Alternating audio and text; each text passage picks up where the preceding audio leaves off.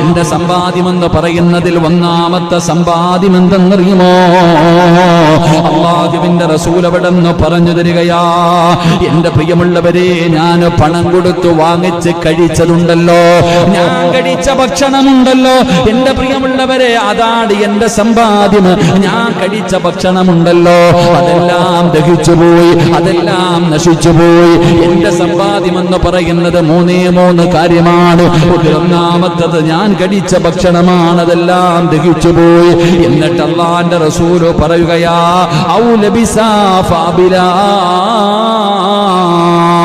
ഞാൻ ധരിച്ചിരിക്കുന്ന വസ്ത്രമുണ്ടല്ലോ, ഞാൻ ധരിച്ചിരിക്കുന്ന വസ്ത്രമുണ്ടല്ലോ, അതെന്റെ സമ്പാദ്യം കൊടുത്ത് വാങ്ങിച്ചതാണല്ലോ, അതെല്ലാം ഒരു ദിവസം തുരുമ്പിച്ചു പോകുമല്ലോ, ഇതെല്ലാം കീറി നശിച്ചു പോകുമല്ലോ.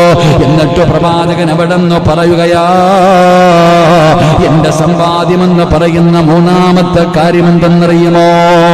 ഞാൻ ദാനം ചെയ്തതുണ്ടല്ലോ, ഞാൻ സദഖ കൊടുത്തതുണ്ടല്ലോ, ഞാൻ പാപങ്ങളെ സഹായിച്ചതുണ്ടല്ലോ, യതീമീങ്ങൾക്കും രോഗികൾക്കും പള്ളികൾക്കും മദ്രസകൾക്കും നല്ല കാര്യങ്ങൾക്ക് വേണ്ടി ഞാൻ ചിലവഴിച്ച പണമുണ്ടല്ലോ, ആ സദഖ കൊടുത്തത് എന്റെ സമ്പാദ്യമാണെന്ന് നബി മുഹമ്മദ് മുസ്തഫ സല്ലല്ലാഹു അലൈഹി വസല്ലമ തങ്ങൾ പറയുകയാണ്, അതാണ് എന്റെ സമ്പാദ്യം, ഞാൻ കൊടുത്തത് എന്റെ സമ്പാദ്യമാണ്. അത് നാളെ പടച്ച റബ്ബിന്റെ കോടതിയിൽ കടന്നു ചെല്ലുമ്പോൾ എനിക്ക് ലഭിക്കും.